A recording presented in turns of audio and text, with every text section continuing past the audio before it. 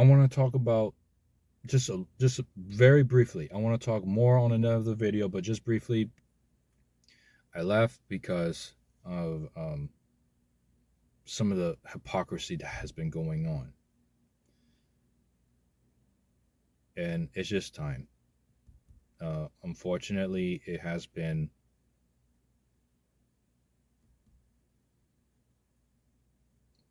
a white first generation members. I'm sorry.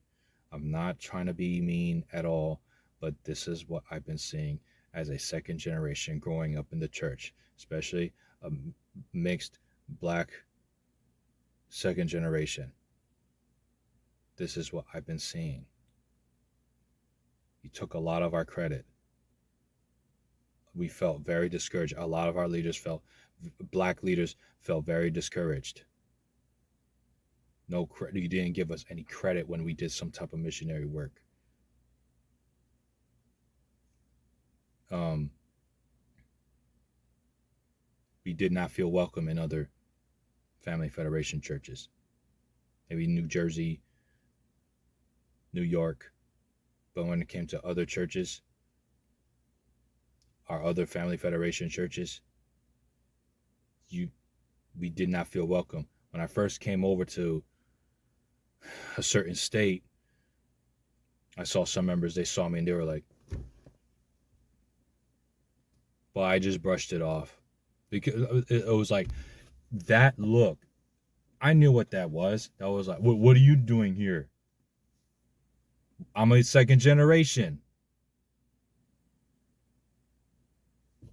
Well, you didn't expect that a unificationist can look like me?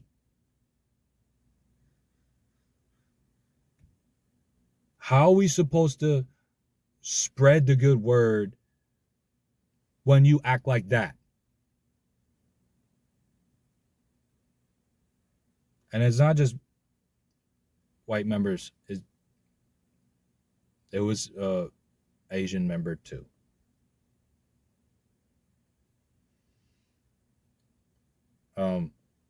So growing up in the church, I know what each demographic has to work on. I have a lot of respect. First of all, I just want to say, of course, for the record, I'm not racist at all. I'm. That sounds very silly that I have to say that, but I want to make that very clear. I have white friends, I have black friends, I have Latino friends. I'm very universal. I'm a truck driver trainer. I meet every single type of people. People come into the company, and I'm one of the trainers, and I train them on the job. If you're just not good, you failed the probation. You got to find a job somewhere else. That's what it is. Whatever, nothing personal. So anyway, I have tremendous respect for the Japanese community. We have a lot of Japanese members in our church, right?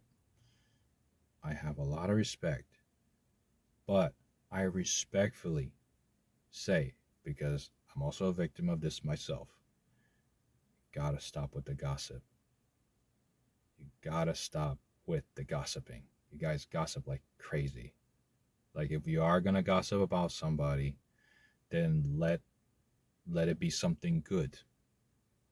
And if you do gossip about somebody bad, at least the very minimum, when you see that person that you gossiped about, treat them with respect as if you never heard that information. Me and my wife, we hear some crazy stuff that a lot of members have done in their past, or they have done, and we're like, dang, that's crazy. That person did that. They slept with somebody while they're married, blah blah blah blah blah. But it stays with us. We don't go around gossiping about that person. And when we meet that person, we're like, hey, they don't notice anything. So just be respectful. Don't gossip. Just don't do that. Okay.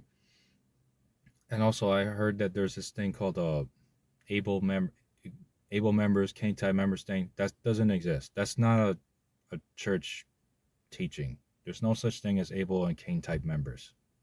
Okay, just treat people with respect. That's all.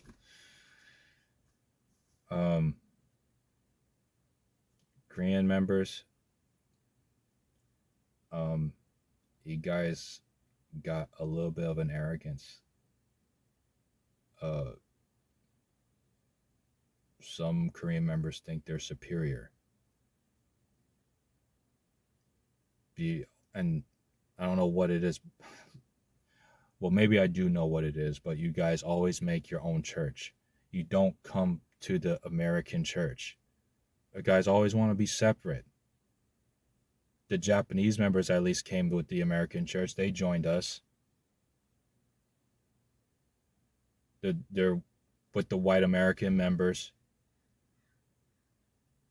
And then some other minorities as well that, we're still there. But sometimes you guys think that certain other people that are not Korean should not sit next to you. Things like that. There is no such thing as, it's almost as if you guys think that there is something called a Korean heaven. There's no such thing as a Korean heaven. When you die, you're gonna meet with everybody. The person, and don't worry about it. when you go to spirit world and you want to go to a good place in spirit world, there is a filter. Okay, the bad people go to the bad place. The good people go to the good place. So you have nothing to worry about if you know that you are a good person. Okay. Now, I gotta talk about white American members. I'm sorry. This is not something that I take lightly. I get so much more respect from white people in general outside my church. I have no resentment in my heart against the white race. Do I know some of the stuff that's going on in the outside world? Yes. Like some things that happen in the outside world, it does piss me off. Black Americans, foundational Black Americans, such as myself, I'm a mixed foundational Black American. When I say foundational Black American, I'm talking about 400 years of slavery descendant. That's what I'm talking about. So anyway, like, we're still going through certain issues in this country. But anyway, I have no resentment. But I'm talking about a very small portion, less than a percentage of of people in the United States.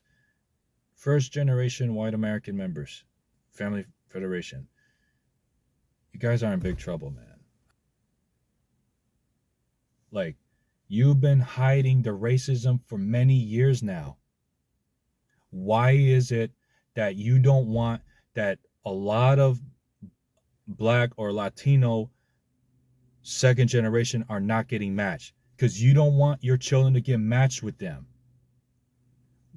So, and then on top of that, some of you guys, and this is some other demographics as well in our community, they start judging those Black and Latino members when they get somebody else from outside. The most disrespected group in the community is Black women. Even mixed Black women get the most disrespect. It's hard for them to find matches. Black men, we find matches. But Black women, very difficult. And whenever we did missionary work and we had Black groups together, they would do very well. They would witness to a lot of people. And then all of a sudden, when we started doing very well, then what some of these white American leaders would do is they would separate the Black members and put them in white groups. Some of them got very disrespected and left. My father being one of them.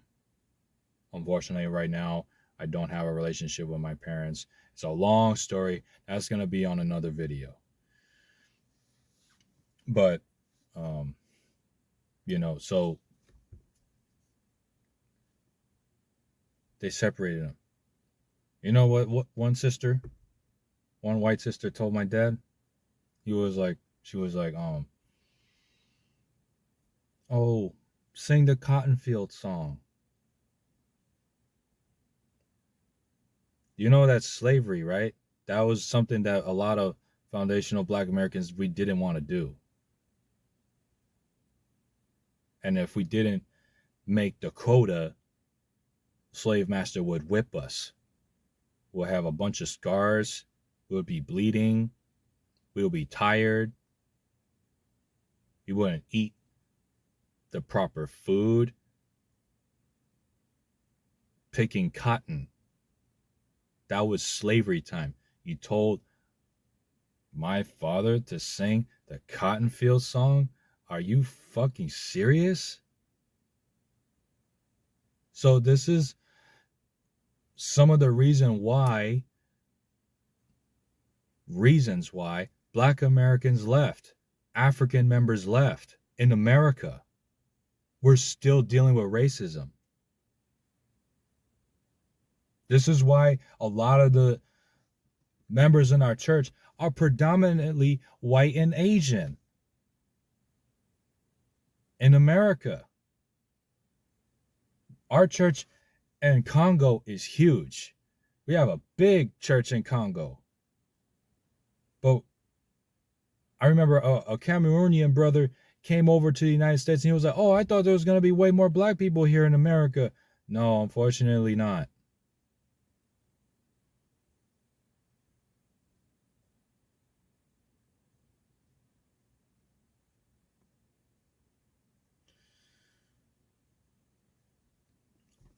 I